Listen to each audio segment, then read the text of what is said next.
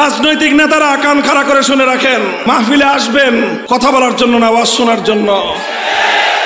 আর আলেমগণ এই রাজনৈতিক নেতাদেরকে সামনে রেখে রাজনৈতিক বক্তব্য দিবেন। অনেক কাল আপনারা হীনমন্য থেকেছেন, এজন্যই শেখ হাসিনারা কাদের উপর চড়ে বসবার সুযোগ পেয়েছিল। আপনারা উঠেন, দাঁড়ান, রাষ্ট্র রাজনীতি নিয়ে কথা বলেন, বলেন এদেশ আমার, এদেশ আমার পূর্বসূরীদের রক্ত দিয়ে আমরা কিনেছি।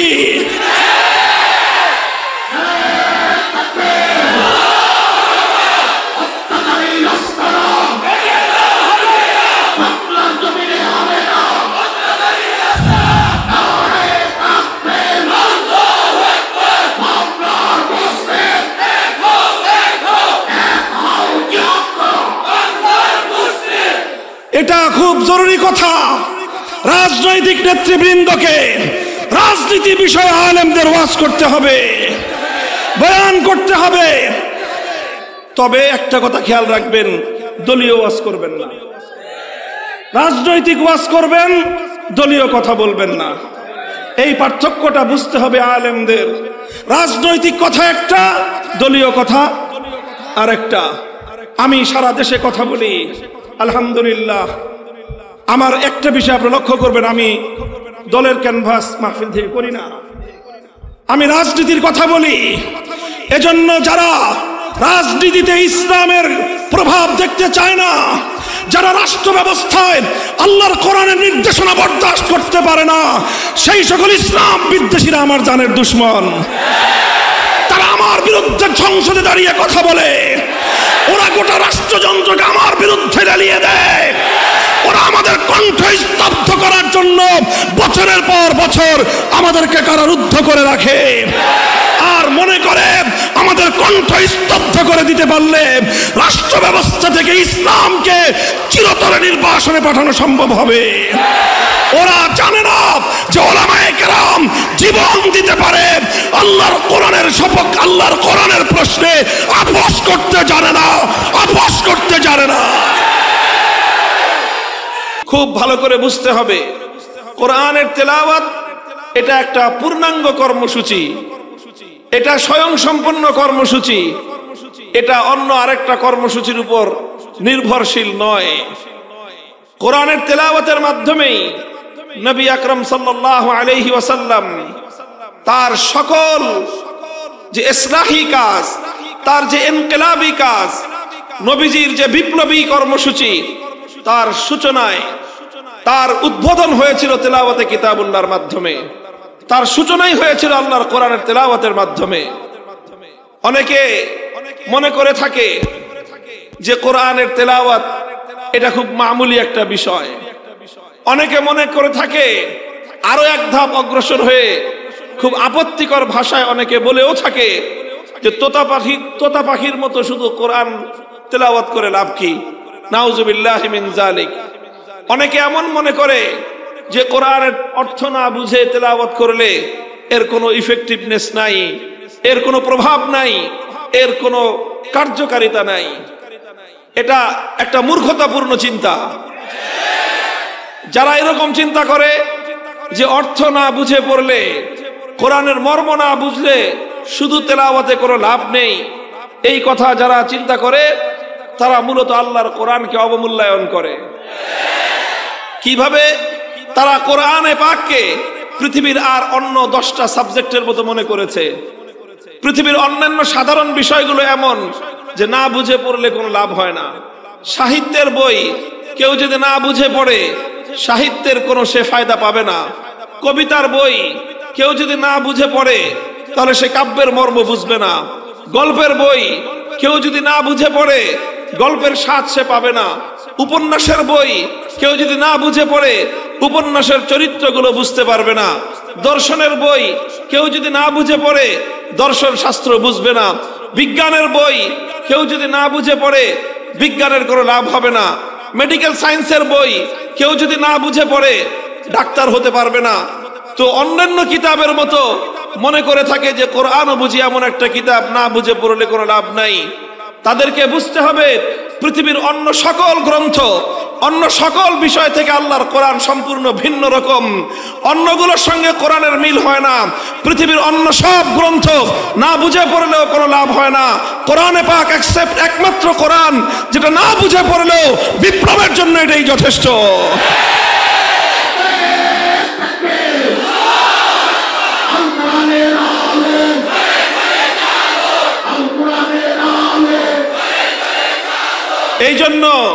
এই জন্য আমরা ইতিহাস দেখে লক্ষ্য করলে বুঝতে পারবো, সিরাতুন নবী পর্যালোচনা করলে আমরা বুঝতে পারবো রাসূল আকরাম সাল্লাল্লাহু আলাইহি ওয়াসাল্লাম সেই জাহিলিয়াতের, সেই বর্বরতার কুহেলিকা ভেদ করবার জন্য অন্ধকারের প্রাচীরে সর্বপ্রথম যে আঘাত এনেছিলেন, যে আঘাত অন্ধকারের প্রাচীর শুদ্ধ কাঁপিয়ে দিয়েছিল, সেটা ছিল তেলাওয়াতে কিতাবুল্লাহ।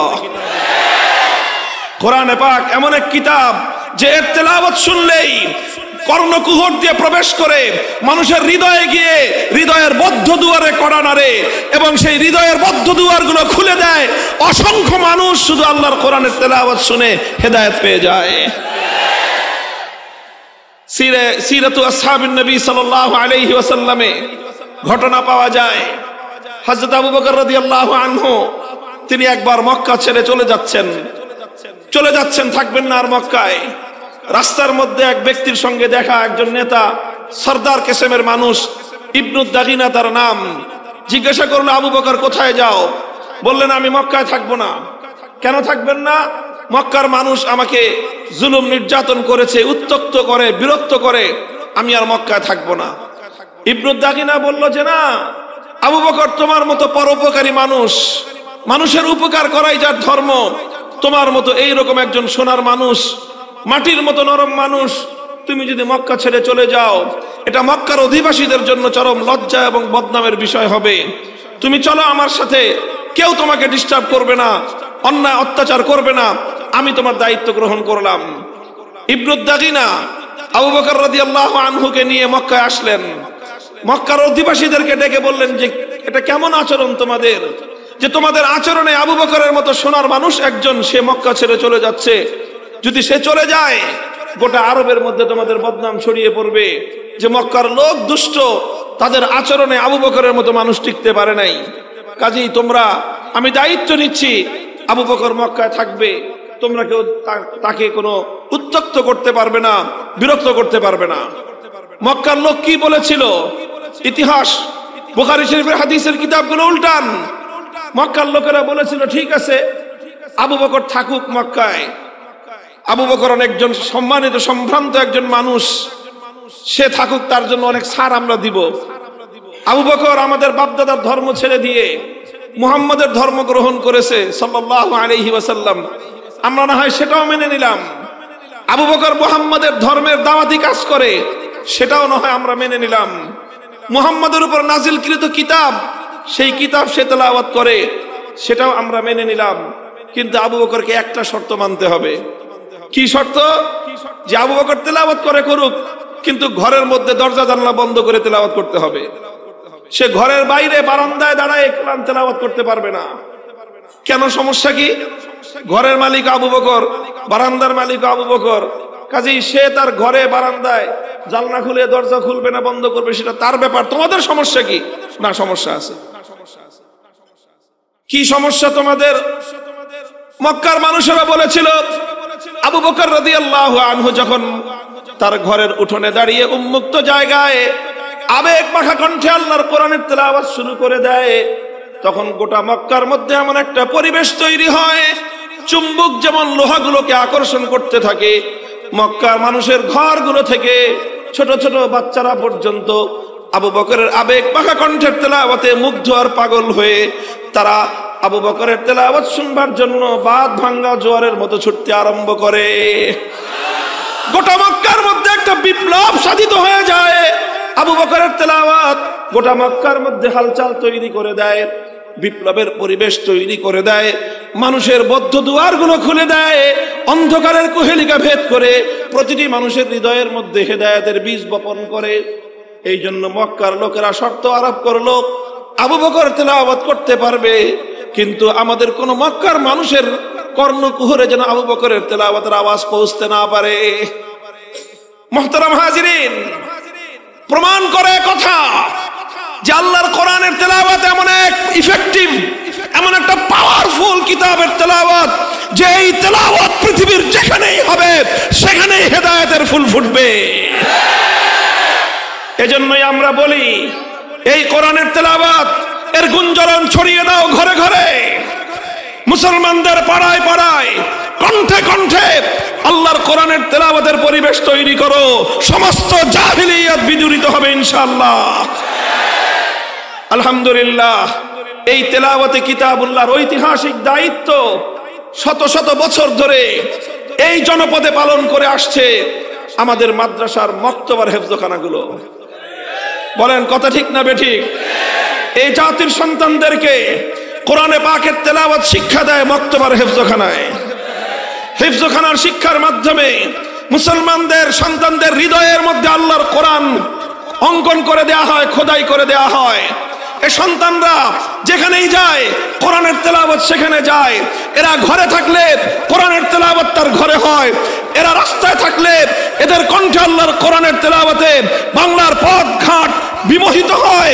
বাংলার গোটা বাংলাদেশ এই সকল হাফেজে কোরআনদের তেলাওয়াতের কণ্ঠের আওয়াজে গুঞ্জরিত হয়। কাজেই এই শিক্ষাকে আরো ব্যাপক করতে হবে। হাফিজ হুজুর রহমতুল্লাহ আলাইহি তখন বলতেন ৬৮,০০০ বাংলাদেশের গ্রামে ৬৮,০০০ কোরআনের মক্তব কায়েম করতে চাই। এখন গ্রাম আরো অনেক বেড়েছে, জনপদ আরো অনেক বেড়েছে, প্রতিটি জনপদে আল্লাহর কোরআনের তেলাওয়াতের শিক্ষার জন্য মক্তব করতে হবে। সেই সঙ্গে আজ আমরা বাংলাদেশ, এই বাংলাদেশ আজ এক নতুন বাংলাদেশ। জুলাই এবং আগস্টের বিপ্লবের পর এটা তাওহীদের জন্মভূমি বাংলাদেশ, এটা তাওহীদের জন্য লালনভূমি এক বাংলাদেশ। এই বাংলাদেশে এখন আমরা অত্যন্ত যৌক্তিক কারণে একটা কথা বলতে চাই, সেটা হলো আমার বাংলাদেশের রাষ্ট্রীয় খরচে, রাষ্ট্রীয় আয়োজনে, রাষ্ট্রীয় ব্যবস্থাপনায় যেই প্রাইমারি স্কুলগুলো চলছে, সেই প্রাইমারি স্কুলগুলো চলে জনগণের ট্যাক্সের পয়সায়। ভবন নির্মাণ হয় আমাদের ট্যাক্সের পয়সায়, শিক্ষকদের বেতন নির্ণয় হয় আমাদের ট্যাক্সের পয়সায়, সকল পাঠ্যপুস্তক ছাপানো হয় জনগণের ট্যাক্সের পয়সায়।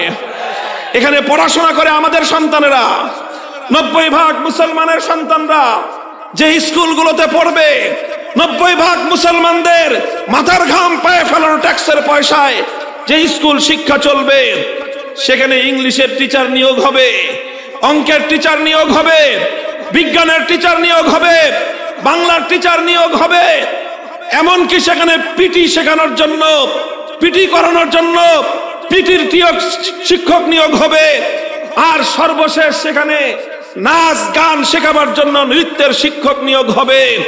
এবার আমরা বাংলাদেশে কণ্ঠে আওয়াজ তুলতে চাই, লাখো কণ্ঠে, প্রতিটি প্রাইমারি স্কুলের জন্য বিশুদ্ধ কোরআনের তেলাওয়াত শিক্ষা দেওয়ার জন্য একজন করে নুরানি মুআল্লিমের শিক্ষক নিয়োগ দিতে হবে। এই আওয়াজ দেখেন, এটা শুধু আলেমদের জন্য না, কারণ আলেমদের সন্তানরা তো বেশিরভাগ মাদ্রাসায় পড়ে।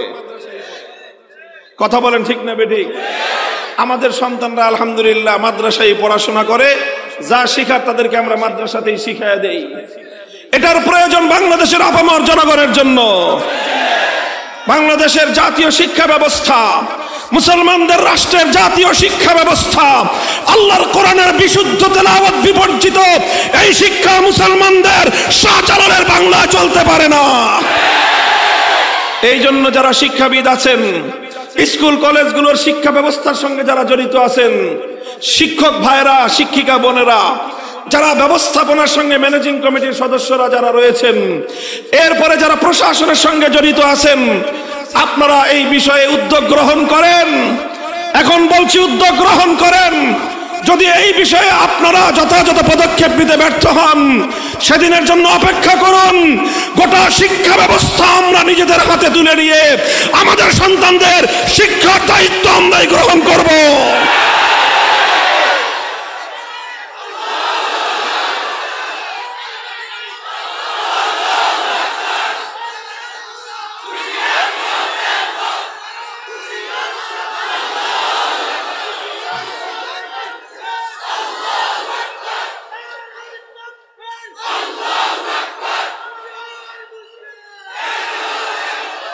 রাসূল আকরাম সাল্লাল্লাহু আলাইহি ওয়াসাল্লামের 1 নম্বর কর্মসূচি তিলাওয়াতে কিতাবুল্লাহ, কোরআনে পাকের তেলাওয়াত।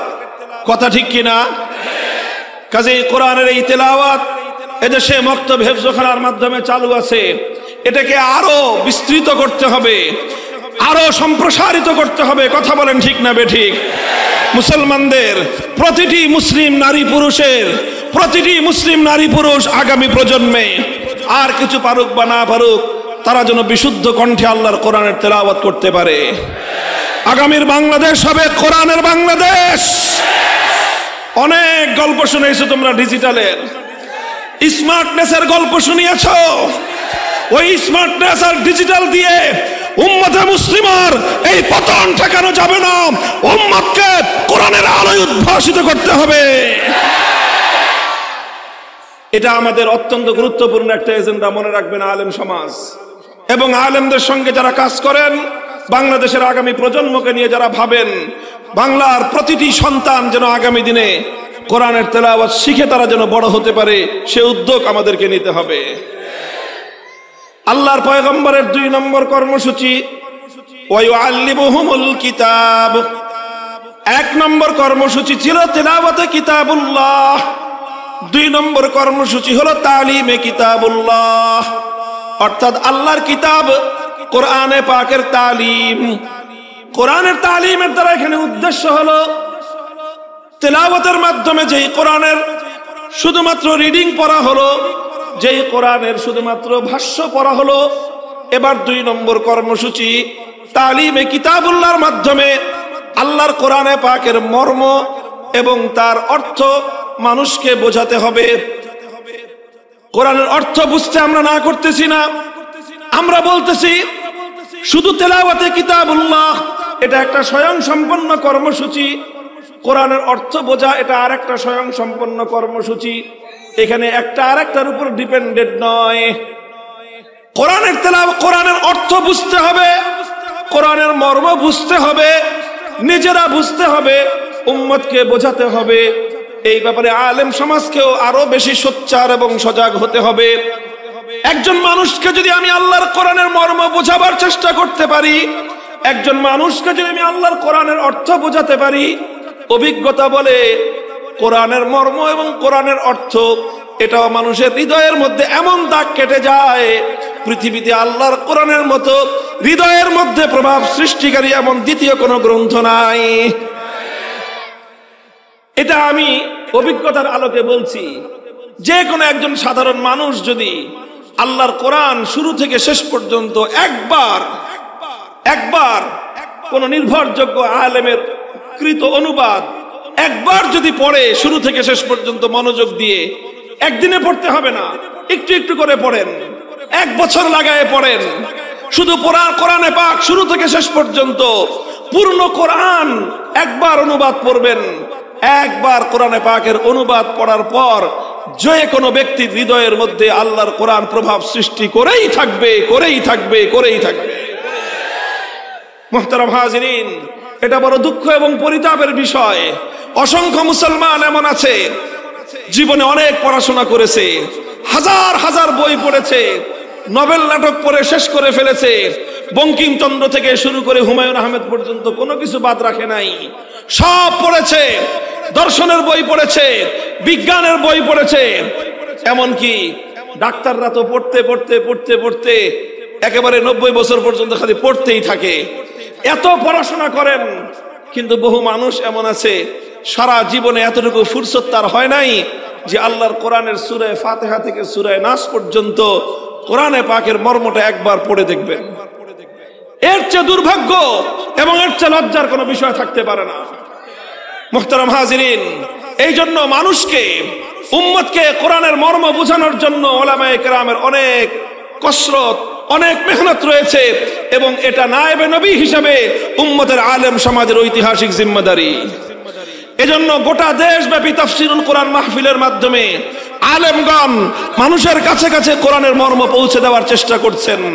মসজিদে মসজিদে তাফসীরুল কোরআনের মাধ্যমে খতিব এবং ইমাম সাহেবগণ মানুষের কাছে কোরআনের বার্তা এবং মেসেজ পৌঁছানোর চেষ্টা করেন। কোরআন গ্রন্থ লিখে লিখে মানুষের কাছে কোরআনের মেসেজ পৌঁছানোর চেষ্টা করেছেন।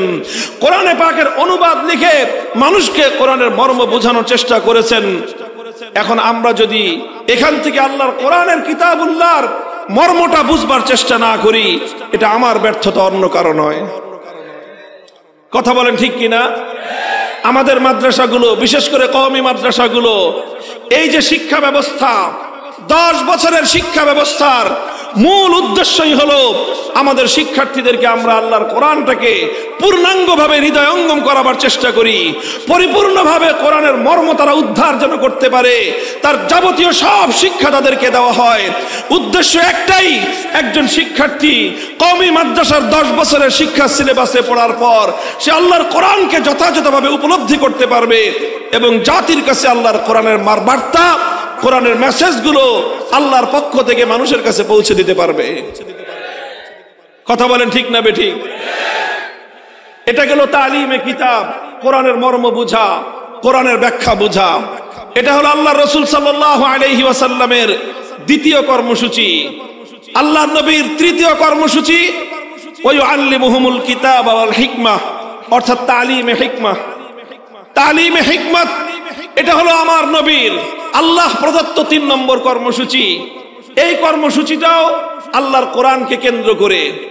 তালিমে হিকমতের কি অর্থ? শাইখুল ইসলাম হাকিমুল ইসলাম কারি তাইয়্যিব রাহমাতুল্লাহি আলাইহি, মুফতি আজম মুফতি শফি রাহমাতুল্লাহি আলাইহি, তাদের আলোচনার মধ্যে বিষয়টি এসেছে যে তালিমে হিকমতের সবচেয়ে অগ্রগণ্য ব্যাখ্যা হলো যে কোরআনে পাক আল্লাহর পক্ষ থেকে নাজিল হওয়ার পর আল্লাহর নবীর প্রথম দায়িত্ব ছিল তেলাওয়াত করা, 2 নম্বর দায়িত্ব ছিল কোরআনের মর্ম বুঝানো মানুষকে, তালিমে কিতাব।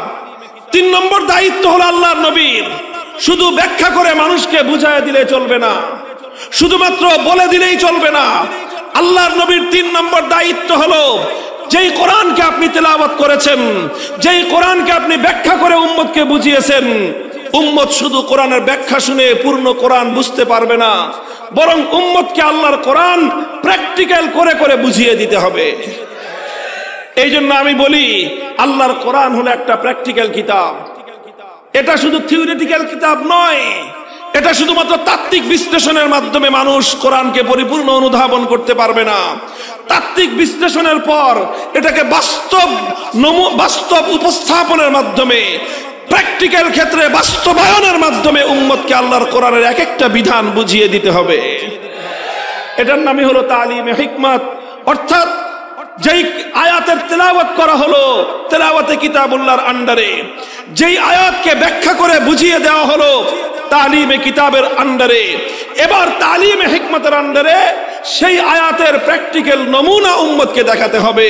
এটাও আল্লাহর রাসূল সাল্লাল্লাহু আলাইহি ওয়াসাল্লামের ঐতিহাসিক জিম্মাদারি। যেমন ধরেন, লক্ষ্য করে বুঝেন, মাদ্রাসার ছাত্ররা আরো ভালো করে বুঝতে হবে কোরআনের এই আয়াতের তাফসীর। আল্লাহর নবীর উপর নাজিল হলো আকিমুস সালাহ, আকিমুস সালাহ, সালাত কায়েম করেন। আল্লাহর নবী আয়াতটা তেলাওয়াত করে শুনিয়ে দিলেন, 1 নম্বর দায়িত্ব আদায় হয়ে গেল। এবার তিনি ব্যাখ্যা করে বোঝালেন এখানে ইকামতের অর্থ কি, সালাতের অর্থ কি, বুঝিয়ে দিলেন যে এখানে সালাতের অর্থ রহমত নয়, এখানে সালাতের অর্থ দুরুদ নয়, এখানে সালাতের অর্থ দোয়া নয়, বরং এখানে সালাতের অর্থ হলো একটা বিশেষ, একটা বিধিবদ্ধ ইবাদত, যে ইবাদতের মধ্যে কিয়াম থাকবে, রুকু থাকবে, সিজদা থাকবে, কিরাত থাকবে, তাসবিহ থাকবে, তাশাহুদ থাকবে, তাকবীরে তাহরিমা থাকবে, সালাম থাকবে। এই সব বিষয়গুলো নিয়ে একটা ইবাদত, সেই ইবাদত হলো সালাত। এটা আল্লাহর নবী মুখে মুখে ব্যাখ্যা করে বুঝিয়ে দিলেন, এটা হলো তালিমে কিতাব। কিন্তু এখানে আল্লাহর নবীর দায়িত্ব শেষ হলো না, এবার নবীকে তালিমে হিকমত করতে হবে। তালিমে হিকমতের অর্থ হলো এবার আল্লাহর নবীকে নামাজ প্র্যাকটিক্যালি উম্মতকে দেখিয়ে দিতে হবে। এজন্য আল্লাহর নবী নিজে নামাজ পড়লেন, মিম্বারের উপর দাঁড়িয়ে নামাজ পড়লেন, আর উম্মতকে নির্দেশ দিলেন, সাল্লু কামা রাআইতুমুনি উসাল্লি। আমার উম্মত শুধু আমার কাছ থেকে বর্ণনা শুনে নামাজ পড়বে না, আমাকে যেভাবে বলতে শুনেছো শুধু সেভাবে নামাজ পড়বে না। তোমরা নামাজ কিভাবে পড়বে? কামা রাআইতুমুনি উসাল্লি, আমাকে তোমরা যেভাবে নামাজ পড়তে দেখেছো, আমাকে দেখে দেখে তোমরা আল্লাহর কোরআনের ব্যাখ্যা শিখবে। মুহতারাম হাজিরিন, এভাবে নামাজের প্র্যাকটিক্যাল দেখিয়েছেন, এটাই হলো তালিমে হিকমত। হজ প্র্যাকটিক্যালি আল্লাহর নবী করে দেখিয়েছেন, এটাই হলো তালিমে হিকমত। আল্লাহর পয়গম্বর যাকাত ব্যবস্থা প্র্যাকটিক্যালি বাস্তবায়ন করে দেখিয়েছেন, এটাই হলো তালিমে হিকমত। জিহাদের ময়দানে আল্লাহর নবী সশরীরে উপস্থিত হয়ে জিহাদের প্রত্যেকটা বিধান উম্মতকে শিখিয়েছেন, এটাই হলো তালিমে হিকমত। আল্লাহর পয়গম্বর পুরা শরীয়ত, পুরা দ্বীন, পুরা শরীয়ত, পুরা দ্বীন ব্যক্তিগত ক্ষেত্রে, পারিবারিক ক্ষেত্রে, সামাজিক ক্ষেত্রে, রাজনৈতিক ক্ষেত্রে, রাষ্ট্র ব্যবস্থার ক্ষেত্রে পূর্ণ দ্বীন আল্লাহর পয়গম্বর প্র্যাকটিক্যাল বাস্তবায়ন করে উম্মতকে শিখিয়ে গেছেন। এটার নামই হলো তালিমে হিকমত। এটার নামই হলো কি? তালিমে হিকমত। আল্লাহর কোরআনের থিওরিটিক্যাল এক্সপ্লেনেশন, এটার নাম হলো তালিমে কিতাব। আর প্র্যাকটিক্যাল এক্সপ্লেনেশন, এটার নামই হলো তালিমে হিকমত। আধুনিক শিক্ষার লোকেরা বুঝবেন আরো ভালো, যেই সকল স্কুলে, যেই সকল কলেজ, ইউনিভার্সিটিতে বিজ্ঞানের শাখা থাকে, বিজ্ঞান সাবজেক্টগুলো শুধুমাত্র বই পড়ায় দিলে বিজ্ঞান শেখা যায় না। এই জন্য পদার্থ বিজ্ঞান, কেমিস্ট্রি যদি বুঝতে হয় ল্যাব প্রয়োজন হয়, প্র্যাকটিক্যাল শিখতে হয়। কথা বলেন। মেডিকেল সায়েন্সে আরো বেশি। মেডিকেল সায়েন্সে, ডাক্তারি বিদ্যায় এক একজন শিক্ষক শুধু লেকচার করে দিলে, বক্তৃতা দিয়ে দিলে, শুধু সবক পড়ায় দিলে কোনো মানুষ কোনোদিন ডাক্তার হতে পারবে না। এই জন্য প্রত্যেকটা ক্লাসের পরে টিচাররা, শিক্ষক শিক্ষিকারা ছাত্রদেরকে নিয়ে আলাদা ল্যাবরেটরি থাকে, সেখানে মানুষের মাথা থেকে পা পর্যন্ত প্রত্যেকটা অঙ্গের বিস্তারিত নকশা সহ সেখানে বিবরণ থাকে। সেটাকে দেখায় দেখায় প্র্যাকটিক্যালি মেডিকেল সায়েন্সের শিক্ষা দেওয়া হয়। মেডিকেল সায়েন্স যতটা প্র্যাকটিক্যাল, আল্লাহর কোরআন তার চেয়ে বেশি প্র্যাকটিক্যাল। এই জন্য কোরআন শিখতে হয়েছে। সাহাবায়ে কেরাম আল্লাহর নবীর সোহবতে থেকে প্র্যাকটিক্যাল দেখে কোরআন শিখেছেন। তাবেঈনে কেরাম সাহাবায়ে কেরামকে দেখে প্র্যাকটিক্যালি কোরআন শিখেছেন। তাবেঈনদেরকে দেখে প্র্যাকটিক্যাল কোরআন শিখেছেন। আজ পর্যন্ত উম্মতের উলামায়ে কেরাম তাদের পূর্বসূরীদেরকে দেখে দেখে প্র্যাকটিক্যালি কোরআন শিখেছেন। গোটা উম্মতকে জন্যই আলেম সমাজের কাছে এসে প্র্যাকটিক্যাল ভাবে আল্লাহর কোরআন শিখতে হয়। যারা মনে করে আলেমদের কাছ থেকে দূরে থেকে ইসলাম শিখে ফেলবে, যারা মনে করে আলেমদের সঙ্গে সম্পর্ক না রেখেই দ্বীন বুঝে ফেলবে, তারা বোকার স্বর্গে বসবাস করে। তাদের চেয়ে গণ্ড মূর্খ দুনিয়াতে আর কেউ হতে পারে না। এই জন্য এই ধারাবাহিকতার সাথে আমাদেরকে যুক্ত হতে হবে। কথা বলেন ঠিক না বেঠিক? তালিমে হিকমতের জন্য আমার নবী প্রতিটি বিষয়ে ইসলামের বিধানকে প্র্যাকটিক্যাল বাস্তবায়ন করার জন্য আল্লাহর নবী উদ্যোগ গ্রহণ করেছেন। এটা শুধু নামাজের কথা বললাম, যাকাতের কথা বললাম, হজের কথা বললাম, জিহাদের কথা বললাম, শুধু এই সকল বিষয় নয়, অন্যান্য গুরুত্বপূর্ণ বিধিবিধান, হুদুদ এবং কিসাস, দণ্ডবিধি বাস্তবায়নের ক্ষেত্রে কিভাবে সেটার অ্যাপ্লিকেশন করতে হবে, কিভাবে সেটা বাস্তবায়ন করতে হবে, আল্লাহর নবী সেটা দেখিয়ে দিয়েছেন। বুখারী শরীফের হাদিস থেকে শুধু একটা উদ্ধৃতি দিয়ে আমি আপনাদের সম্মুখে, আল্লাহর নবী যেদিন মক্কা বিজয় করলেন, মক্কা বিজয়ের দিন পবিত্র মক্কা নগরীতে একটা অপরাধ সংগঠিত হলো। কি অপরাধ? চুরি হলো, চুরি। এবং চোর ধরা পড়ে গেল যে চুরি করেছে। এবং চোর সাধারণ কোনো মানুষ না, একজন মহিলা মানুষ, এবং অত্যন্ত সম্ভ্রান্ত বংশের মহিলা মানুষ। নাম হলো তার ফাতেমা, বংশ হলো তার বনু মখজুম, এজন্য তাকে বলা হয় ফাতেমায়ে মখজুমিয়া। বনু মখজুম গোত্রের পরিচয় শুনলে আপনাদের হৃদয় কেঁপে উঠবে। বনু মখজুম হলো সেই গোত্র যেই গোত্রে আল্লাহর নবীর দাদি জন্ম নিয়েছিলেন, যেটা ছিল আল্লাহর নবীর বাপ চাচাদের মামুর গোষ্ঠী, অর্থাৎ আল্লাহর নবীর একেবারেই ঘনিষ্ঠ রক্তের সম্পর্কের বংশ হলো বনু মখজুম। ওয়া ইন্না সিনামাল মাজদি মিন আলি হিশামিন বনু বিনতি মখজুমিন ওয়া ওয়ালিদুকাল আব্দু। কুরাইশ বংশের মধ্যে শীর্ষ সম্মানিত সম্ভ্রান্ত একটা পরিবার ছিল বনু মখজুম পরিবার। সেই বনু মখজুম পরিবারের একটা মেয়ে যে কোনো কারণে চুরি করে ফেললো, ধরা পড়ে গেল। এখন ফাফাজিআ কওমুহা ইলা উসামা ইবনে যায়েদ, তার গোত্র তারা দুশ্চিন্তায় পড়ে গেল যে এখন যদি মক্কায় আল্লাহর কোরআনের বিধান বাস্তবায়ন হবে আর এই মেয়েটার হাত কাটা যাবে, হাত কাটা যাবে একটা মেয়ের, আর নাক কাটা যাবে গোটা বংশের। মানুষ বনু মখজুমের মতো সম্ভ্রান্ত পরিবারের দিকে বাঁকা চোখে তাকাবে, বলবে এদের মেয়েরা চুরি করে। এই জন্য গোটা বংশ তারা দুশ্চিন্তায় পড়ে গেল কি করা যায়। তখন তারা উপায় খুঁজে বের করলো যে আরে এটা তো আল্লাহর নবীর আত্মীয়তার বিষয়, এটা তো নবীজির ব্লাড কানেকশনের বিষয়, এটা নিয়ে আমাদের এত টেনশনের কি আছে, আমরা নবীজির কাছে এই বিষয়টা জানায় দেই যে বিষয়টা কিন্তু হুজুর আপনার প্রেস্টিজ ইস্যু।